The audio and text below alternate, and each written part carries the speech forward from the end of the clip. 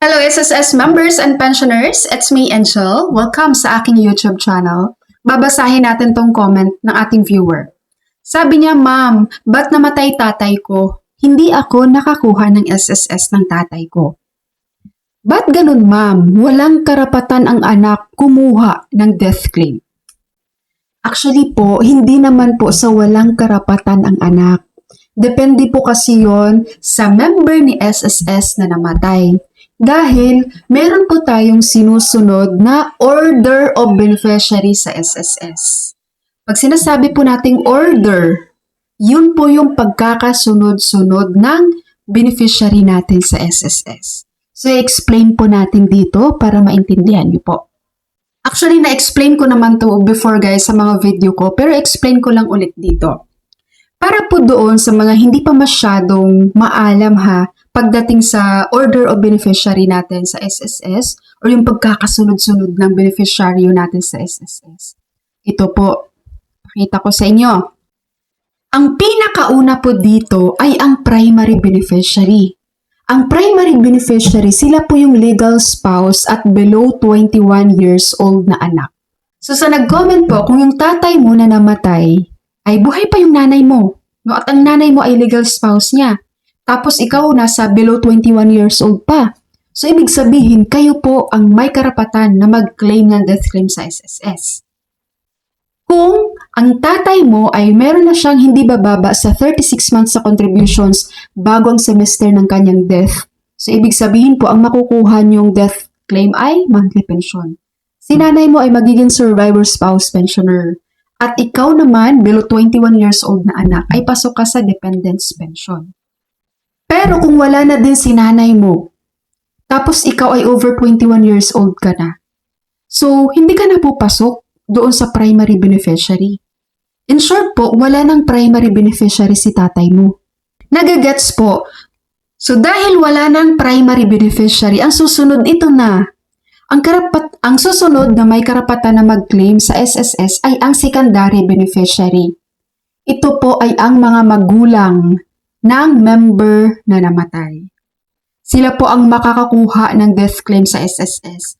Pero ang makukuha lang nila ay lump sum, hindi pensyon.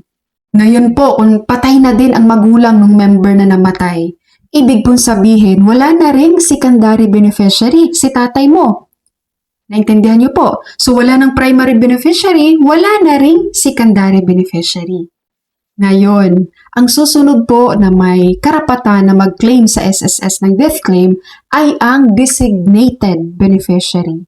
Ito po yung nilagay ng tatay mong beneficiary sa kanyang SSS records. Halimbawa, ikaw anak, nandun yung pangalan mo.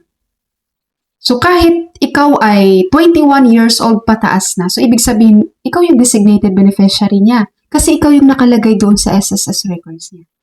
Ang makukuha mo lang din dito ay lump sum lang, hindi pensyon. Okay, again doon sa nag-comment po, kung ikaw ay over 21 years old na, pero nandun yung pangalan mo sa SSS, then ikaw po ang designated beneficiary. Pero kapag buhay pa po sa secondary beneficiary, sila po ang may karapatan, hindi ikaw.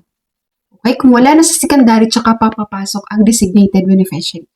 At tandaan po hindi po ito pwedeng i-reshuffle. Hindi po pwedeng, ma'am, ako naman yung anak, pwede bang ako na lang ang secondary beneficiary? No. Secondary beneficiary natin guys, fix yan na magulang ng member na namatay. Hindi pwedeng palitan yan. Ang primary beneficiary nakafix din yan, legal spouse at below 21 years old na anak. Hindi pwedeng palitan yan. Okay, hindi yan pwedeng i-reshuffle. Okay po, ngayon halimbawa, walang nakalagay na designated beneficiary si tatay mo. Wala siyang nilagay na beneficiary niya sa SSS records. So, ang titingnan ngayon ni SSS ay ito na po ang susunod. Legal heirs. Halimbawa pumunta ka sa SSS, ikaw po yung nag-claim. Tapos nakita ni SSS sa records, walang designated beneficiary na nakalagay sa member. So, ang titingnan ngayon ni SSS ay ang legal heirs. Sino ba ang karapat-dapat na tagapagmana or dapat na mag-claim ng death claim sa SSS nung member na namatay? Itong legal heirs po, para po itong family tree po siya. At titingnan po doon ni SSS, sino ba ang karapat-dapat? Let's say for example, may nangunguna dapat doon. 'Di ba? O patay na pala 'to, o susunod. Let's say for example, yung asawa niya wala asawa, susunod magulang wala na rin. O susunod kapatid, susunod anak. Yung mga ganyan guys. So family tree siya. So isa-isahin yun ni SSS. At dapat, ano na yun ha, very deep na yung investigation doon. Kasi dapat maibigay yan ni SSS ng tama doon sa may karapat-dapat talaga na magiging tagapagmana ng member na namatay. Nagigets po ba ang ating order of beneficiary sa SSS? Kaya po sa ating mga SSS members dyan at ating mga SSS pensioners, huwag nyo nang pahirapan guys yung mga maiiwan yung beneficiary nyo. Mag-update kayo sa SSS. Okay? Para kapag nag-claim yan sila, makikita ni SSS na nandun na yung pangalan nila sa record mo sa SSS. So hindi yan sila mahihirapan. Kasi mahirap kapag hindi ka nag-update guys, tapos nawala ka. Kawawa yung may iwan mo. Kasi syempre, ang dami nilang ipipresent niya, nakatunayan sa SSS na siya nga yung asawa mo, siya yung anak mo.